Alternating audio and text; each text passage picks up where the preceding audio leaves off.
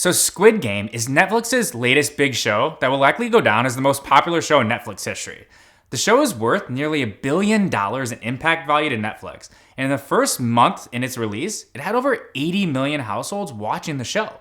So far, over 120 million or so people have watched since its release. Netflix stock also has soared during October 2021 to reach an all-time high of around 300 billion market cap or so. It just took off. This show was an immense success. Now everyone's seen Squid Game, right? Well, if you don't, or have not yet, stop right here. This is your official warning that this video is full of spoiler alerts. Today, we're going to talk about the money mistakes made in this show and what we can learn from these in the real world. So let's go through some of the top lessons when it comes to money and finances that we can all learn from this show. First one, not all debt is equal. This one's big. So Ji-hun, player 456, gets himself into a ton of debt with a loan shark and tries to pay it back by gambling more and more and more. This is kind of the first couple episodes, right? It's leading into the Squid Games. And then when he wins some money back at the horse tracks, he ends up losing it right away when that lady bumps into him, who ends up being a big part of the show. So not all debt is equal. There's bad debt like payday loans, which is very different than maybe, student loan debt, which can be considered kind of a good thing. So payday loans or like loan sharks, they offer quick cash with very little terms, meaning you pretty much can walk in and out within a few minutes and have cash in hand without needing to do much. I would just stay away from these in general. Student loans, they offer a chance at higher education and increased earning power long term for most people. I get it. There's some people out there who have student loans that don't feel like it benefited them, so I totally understand. Overall, though, the majority of people who went to college and took on student loans probably had some increased earning power at some point in their life because of that. So the first lesson here is to stay away from those loan sharks or payday loans or any other type of quick cash route. Unfortunately, these types of lenders, they tend to prey on lower income individuals who haven't had the opportunity to take part in the banking system as we all know it. Our credit system, it tends to favor those with higher credit scores. And one of the factors for building credit is length of credit history, meaning the amount of time that you've shown to have good credit. A good way to build credit and avoid those loan sharks when you need to borrow is to start building credit early on with no-fee cashback credit cards. Always pay off your balance each month, and then don't spend more than you have readily available to pay it back. Maybe just a general way to think about this is only borrow money if it's to invest in things that grow money over the long term. Maybe like buying a home, investing in your education with student loans, maybe in a car if you need that, things like that. Don't let yourself get in too much of a desperate situation with money, and don't borrow too much if it's to invest in something that's more short term. Next up, patience is key, especially when it comes to investing long-term. So you can't try to win right away. So in episode 4, during the tug-of-war game, Ji-hun's team comes with a plan to lean back and let the other team kind of tire themselves out, right? We all remember that. Personally, I was shocked. I thought for sure they were going to lose right away. But it ends up being a strategy of patience instead of trying to win right away, and they come out ahead. So their team, led by player 1, ends up winning because of the patience they showed early on. They didn't try to win right away. The lesson here is that patience is key to building wealth overall, especially when it comes to investing. There's no strategy that's been proven successful long-term over and over again that's a quick get-rich scheme when it comes to investing. Certainly a lot of people have made a lot of money over the last few years in the stock market, especially whether it's crypto, meme stocks, things like that, and that's awesome for them. However, the majority of us long-term building wealth, it's not going to come from some overnight success. It's going to be a long-term strategy where you have to put your plan in place before you go. If you want to accumulate wealth, you'll probably have to have a lot of patience and avoid any super risky bets that could pay off right away, but also put your life savings at risk. Next one. Leveraging or the usage of high-risk options can have a huge downside. So player 218, Sang Woo, leverages his whole mother's business through options trading and ends up losing it all through some bad bets. And we find out about this kind of later on in the show, about what he did to leverage his mom's business. You all remember her, right?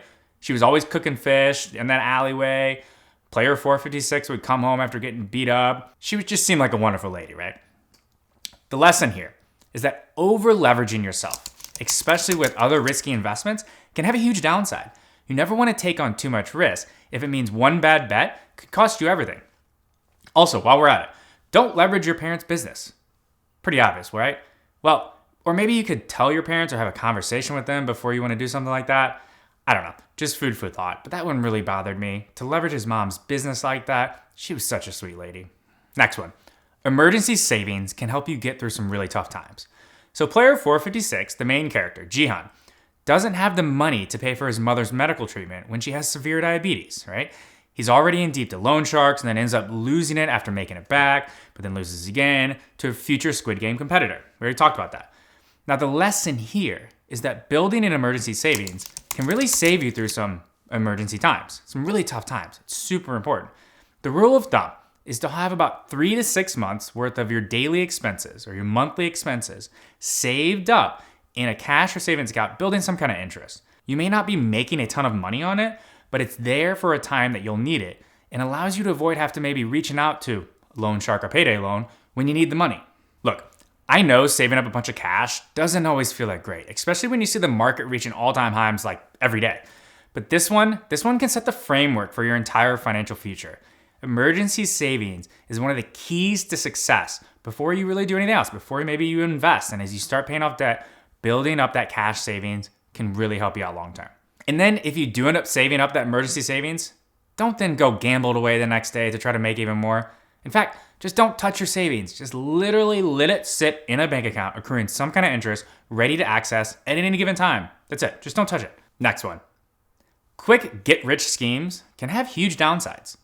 So pretty much everyone who was invited to this show was really excited to play to try to win this money, right? It was an amazing opportunity to win potentially $40 million. But in real life, many of these quick get-rich schemes have hidden consequences. And they can just seem too good to be true. And when it seems too good to be true, it probably is. So anytime someone offers you a chance to win $40 million with no strings attached, maybe think twice about it, right? Building wealth, unfortunately, can really start with some pretty boring stuff like low-cost index funds, diversifying, setting cash aside, all the basic stuff, right? It's boring. Building wealth isn't always exciting. Some of the quick get-rich schemes like pyramid schemes or investments with guaranteed super high returns are probably just too good to be true, let's be honest. Smart investing isn't always exciting, but it is, well, the smart way to invest, right? So next time your high school friend calls you about a business idea that's guaranteed to work as you recruit 10 more of your own friends, and if they recruit 10 more of their own friends, you know where I'm going with that. Just hang up the phone. Next one. Some really good people get left out of financial opportunities because they don't have the resources. So a couple examples here. Han Minyo, player 212, is trying to get picked for a team. Remember, she's going around in episode 6. She tries to tell others that she's smart and just hasn't had the chance to show it in the real world. Kind of presumably for the lack of opportunities, maybe due to social status that she had. Or how about Abdul Ali, the migrant worker from Pakistan, player 199? He's been poor his whole life and can't get his employer to pay for his just paycheck. And then he has no other resources to rely upon. That one's tough. These characters show some inequities in the global system that favor those who are brought up with more opportunities, resources, and education to get ahead. Some people just are brought up with certain advantages to get ahead, while others start the rat race in what is seen as an unfair advantage. One thing that we probably all agree upon is that personal finance is just not taught in school really anywhere. High school, sometimes even in college.